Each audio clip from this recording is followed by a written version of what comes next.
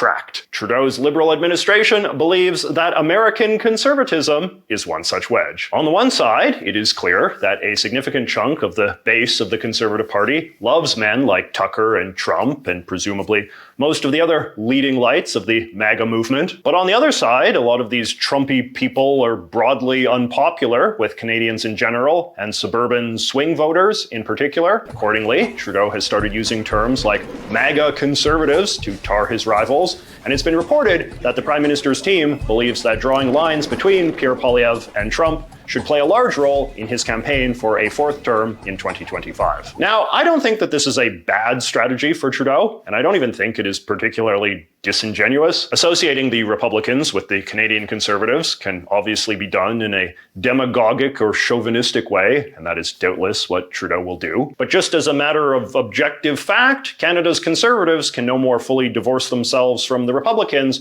than Trudeau's Liberals can divorce themselves from the Democrats. The spiritual links between these parties are a very real part of Canadian political culture and have been for a very long time. So, Canada is not really a country that comes up with new ideas as much as it imports and adapts ideas from the United States. I made a whole video about this, and unlike a lot of Canadians, I don't see it as some great moral failing. I think Canada and the United States are part of a single continental civilization with a broadly shared American culture, and it is just a fact of this setup that most American cultural production tends to occur south of the 49th parallel. But it is even more nuanced than that because, of course, American cultural innovation does not occur in equal proportion all across the United States. A few big cities play a disproportionate role in producing culture, and within those big cities, a disproportionate role is played by certain elite institutions like corporations, universities, and media outlets. Again, people often state these facts with a sort of conspiratorial tone, like it's something inherently sinister, but it's just one of the realities of how culture works in this American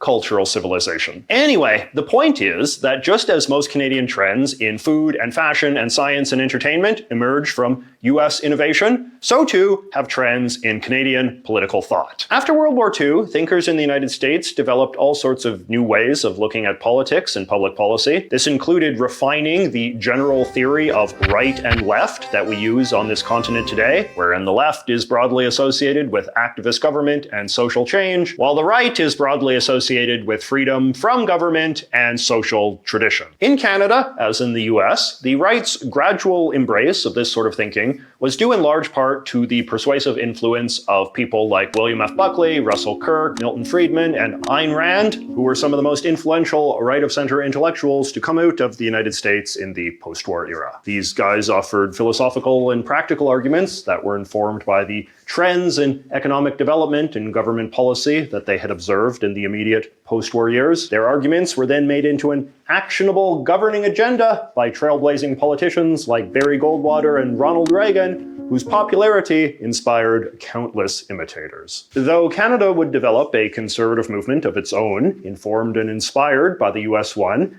Canadian intellectuals didn't really add any distinctly Canadian flourishes to this new US conservative philosophy, which basically mirrored the larger trend of Canadian intellectual culture in the late 20th century, which is to say Canadian philosophers and thinkers mostly just participated in the traditions emerging from the United States, which were in turn mostly the traditions emerging from the great cultural institutions of the great cities of the United States. Continental civilization. But anyway, what did this new post-war conservatism, this neo-conservatism, if you will, argue for? Well, theoretically, since at least the 1980s or so, we could say that the conservative agenda has prioritized tax cuts for individuals and businesses, both to stimulate economic growth and reduce government spending, lessening the burden of regulation on business and industry, greater reliance on the private sector for the delivery of social services, skepticism of environmentalism, hostility to the expansion of civil rights for the purposes of granting explicit protections to LGBT people, defending the property rights of gun owners, and interventionist foreign policy defined by open hostility to geopolitical enemies and increased support for the armed forces, an expansion of global trade, and an emphasis on the importance of Christianity as the moral foundation of the nation.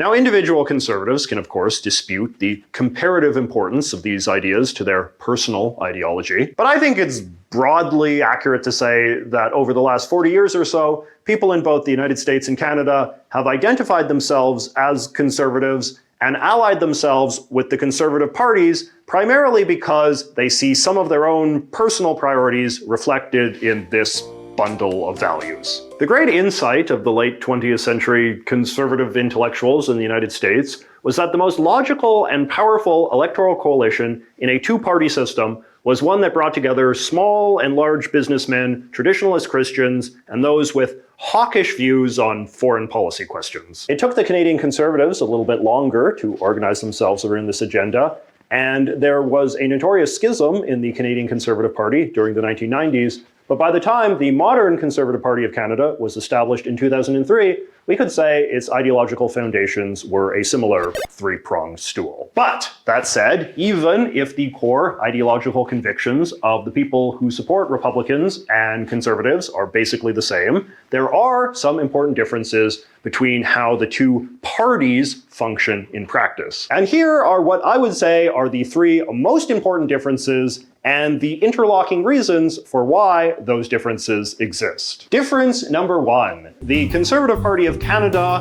is more moderate. There are a number of issues on which the Republicans run much further to the right than the Canadian Conservatives do. The biggest one would probably be abortion, where the Republicans have grown more and more explicit in their promises to ban the practice, while the Conservatives have come to embrace an openly pro-choice position. The Conservatives are also seen as being generally more pro-immigration, especially when contrasted to Trump. Now, some of this is just due to the different ways that these issues have played out in the two countries. Canada does not have a Mexican border crisis, and Canada's Supreme Court never declared abortion a constitutional right. And obviously, those were uniquely important variables when we talk about what has inflamed conservative opinion in the US. But I think the bigger explanation is just that the Conservative Party of Canada faces a more generally hostile electorate than the Republicans. This is, in my experience, something that Canadian Conservative politicians will always complain about behind closed doors, how much they envy the seeming ease in which Conservative politicians can get elected in the US. There's obviously a lot of cliched mythology about how much more conservative the US is, but there is some truth to it. A Republican running for president can take for granted the votes of the entire Deep South, for instance, but there is no comparatively large right-wing pool of votes to be found in Canada. Despite its reputation as a wilderness wonderland, Canada is actually a more urban country than the US, with elections very dependent on moderate suburban districts, and conventional wisdom says that voters in these places are very skeptical of anything that comes off as hard-edged or ideological, especially when it comes to social issues. This creates an obvious incentive for the Conservatives to downplay or even shed beliefs that are seen as a turnoff to these sorts of voters. These same incentives exist for the Republicans, of course, and the outcomes of some recent elections in the US do suggest that the party has a problem winning over moderate suburbanites. But even when the Republicans lose overall, they are still always protected from a total wipeout, just given how solid their support is in the rural Christian South. If there was no South, you could imagine a very different Republican Party. In fact, when you look at how the Republican Party conducts itself in northern states, you do tend to find a party that operates quite similarly to the Canadian Conservatives. Now, politicians do not always do what is rational. If the Republicans have a tendency to run on platforms that are too extreme, you can just as easily argue that the Conservatives have a tendency to run on platforms that are too moderate. Which brings me to key difference number two. Canada's Conservatives are more hierarchical. I should note that this isn't exclusive to Canadian Conservatives. Politics in Canada is just a lot more hierarchical in general, for reasons that have to do with the way that the Canadian political system is organized, as well as the generally fewer and weaker culture-making institutions that exist in Canada as we talked about earlier. Canadian politics has basically always been structured around the idea of the strong leader. The Canadian Prime Ministership, in fact, is often said to be one of the strongest executive offices in any Western democracy, just given how much unilateral power he holds and how few checks on his decisions there are. Since the Prime Minister is elected